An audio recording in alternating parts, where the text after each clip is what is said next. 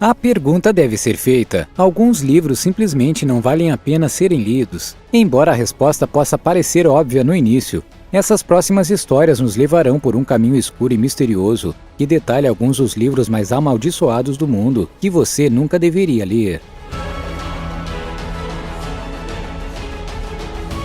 Na maioria dos casos, os romances são projetados para nos trazer conhecimento ou entretenimento, mas nem sempre é esse o caso. Nos últimos milhares de anos, tem havido vários livros que se acredita serem amaldiçoados e que podem até mesmo deter o poder de matar.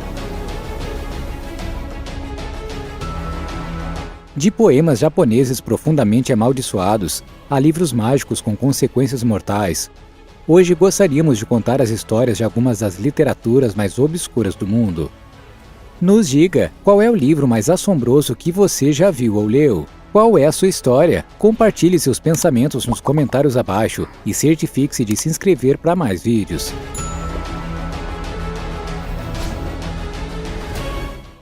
O romance amaldiçoado. Depois de estar perdido por mais de 400 anos, um romance amaldiçoado sobre a era imperial espanhola foi publicado pela primeira vez em 2018, com o título História del Huérfano, mais conhecido como A História do Órfão. O livro foi provavelmente escrito entre 1608 e 1615 por um monge espanhol, conhecido como Martín de León y Cárdenas. O romance apareceu pela primeira vez em 1621 e foi publicado sob o pseudônimo de Andrés de León. Entretanto, o livro teria sido altamente criticado na época, e devido ao autor ter profundas raízes religiosas e estar altamente preocupado com o conteúdo questionável e violento do livro, é improvável que o livro alguma vez tenha sido publicado oficialmente. A história segue um espanhol de 14 anos de Granada, que parte em busca da América, na esperança de encontrar fortuna, ao contrário de qualquer coisa que ele já tenha visto antes.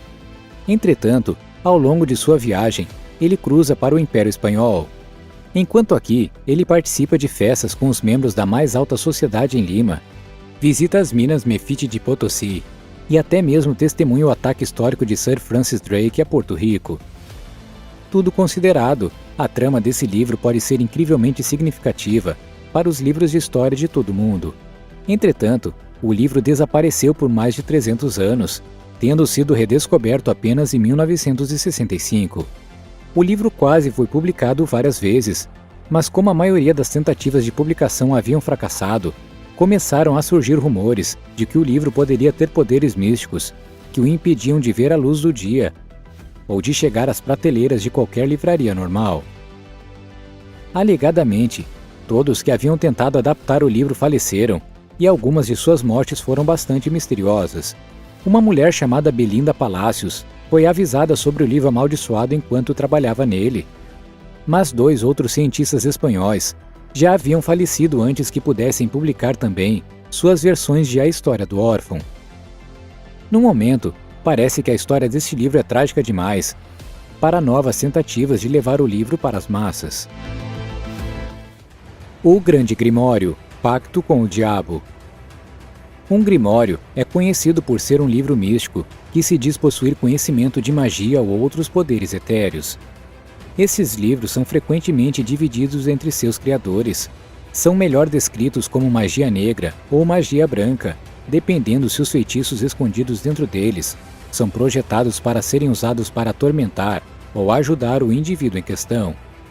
O Grande Grimório é um dos livros de magia negra mais notórios que já foram encontrados, datando desde o ano de 1421. Ele não se tornaria conhecido publicamente até ser descoberto sobre a lápide de um homem chamado Solomon em 1750, sendo escrito sob o nome O Dragão Vermelho ou O Evangelho de Satanás. O livro é composto de 2 partes. A primeira parte fornece instruções sobre como invocar um demônio e usar o demônio para satisfazer seus desejos mais malignos.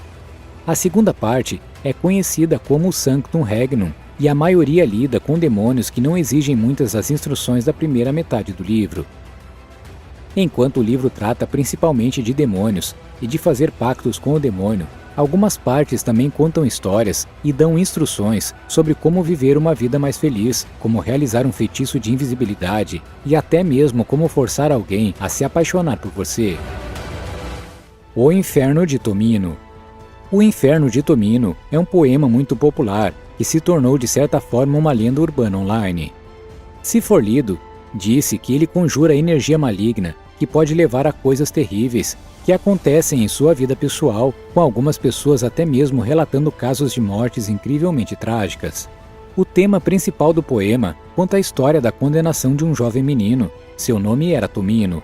O Inferno de Tomino apareceu por volta de 1919 em uma coleção de poemas escritos por um poeta e professor japonês, Saijō Yasu. A história de Tomino tem muitas reviravoltas, mas o poema conta como ele realizaria atos indescritíveis contra suas irmãs e como interações até explicam como ele tirou a vida de seus pais. Em mais uma recontagem da história, é dito que Tomino foi um jovem metafórico que nunca existiu verdadeiramente. O menino acabou sendo enviado para a guerra, onde teve uma morte lenta e agonizante, sabendo que jamais voltaria a ver sua família. Em 1974, o produtor de cinema Tsuji Terayama lançou um filme baseado na série, mas ele morreu logo depois. Isto levou a muitos rumores de que a história estava amaldiçoada, especialmente depois que outro estudante faleceu após ler o poema em voz alta. Conversas com Uriel. O livro é simplesmente conhecido como o Livro de Soiga. Tem uma mensagem muito simples para quem quer que resolva os códigos escondidos lá dentro. Eles devem morrer. Acreditava-se que o livro tinha sido perdido até 1994, quando finalmente foi redescoberto. A pessoa que escreveu este estranho livro afirma ter tido conhecimento interno sobre a vontade de Deus, e o livro foi fortemente baseado na astrologia e na magia. Duas versões diferentes do livro foram encontradas na Biblioteca Britânica e na Biblioteca Bodleiana, com uma dessas cópias mantendo instruções mágicas, assim como códigos e cartas que o proprietário original não foi capaz de decifrar. O código escondido dentro do livro contém 36 quadrados de letras, cada um consistindo de 36 linhas e 36 colunas. Isso significa que um total de 46.656 letras poderia ser usado. Segundo a lenda, qualquer um que conseguir decifrar o código falecerá dentro de 2 anos e meio. A história do livro afirma que ele foi traduzido por um arcanjo chamado Michael, mas a história depois disto é em grande parte desconhecida. Alguns até afirmam que o livro foi dado pessoalmente ao primeiro humano a ter vivido, Adão. No entanto, essas afirmações foram altamente refutadas. Simon Necronomicon, de H.P. Lovecraft. É dito que H.P. Lovecraft teve uma mão na escrita de um dos livros mais amaldiçoados de todos os tempos, conhecido como Simon Necronomicon.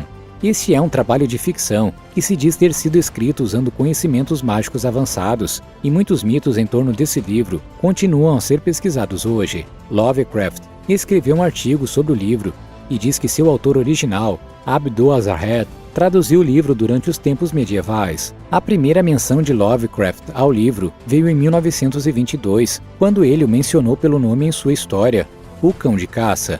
Foi dito que este estranho livro contém informações sobre demônios e detalhes de conhecimento avançado sobre os chamados Grandes Anciãos, que viveram muitos anos antes dos humanos. Dizem que o livro tem mais de 1000 páginas e é uma compilação de feitiços, maldições e magia que se perdeu para o tempo depois de ter sido traduzido para muitos idiomas diferentes.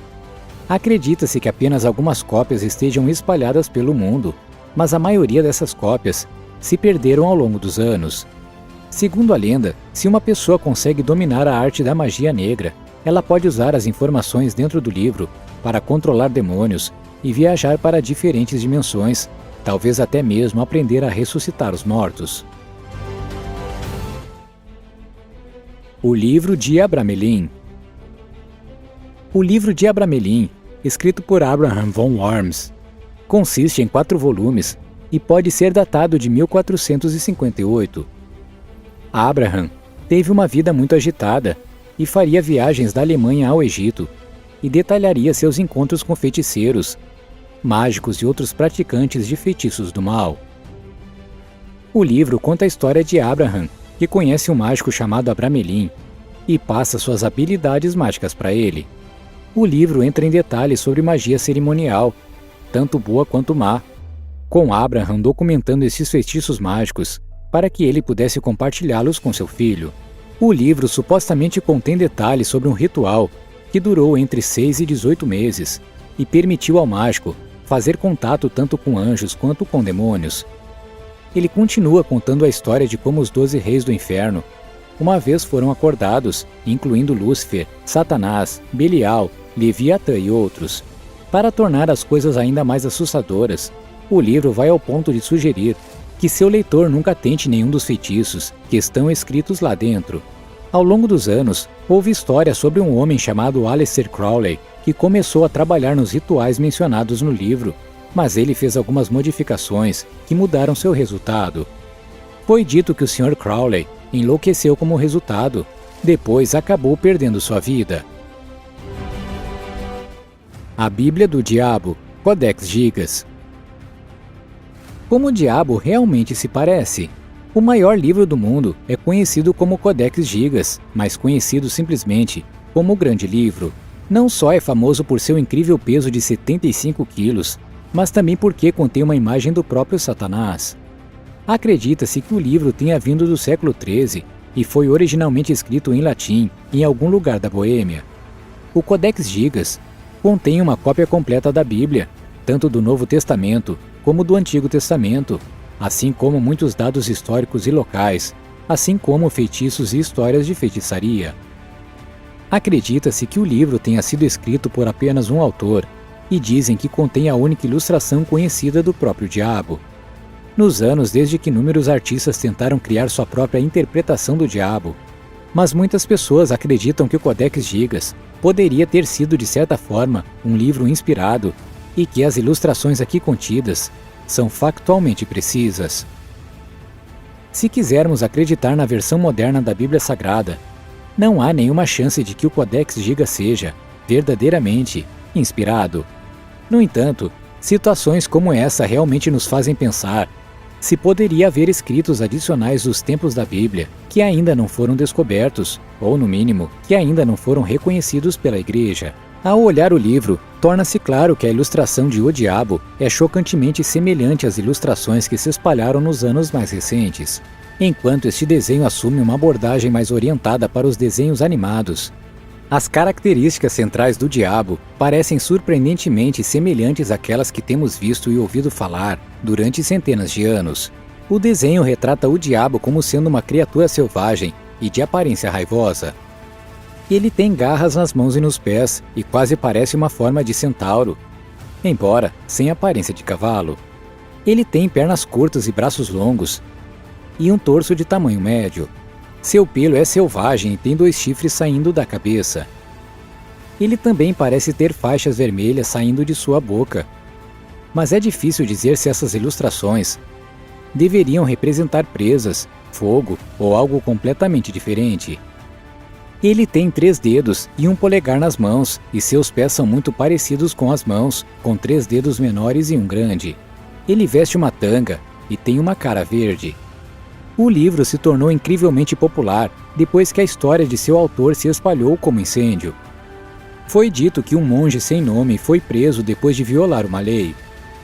Não sabemos que lei ele poderia ter violado, mas ele ficou satisfeito com a sua captura para libertá-lo se ele se oferecesse para escrever o livro mais longo já escrito em apenas uma noite. Ele começou a escrever o livro por puro desespero, mas logo percebeu que seus esforços eram inúteis. Em um último esforço para garantir sua liberdade, ele pediu ao diabo que o ajudasse a completar o livro até o amanhecer. O diabo concordou.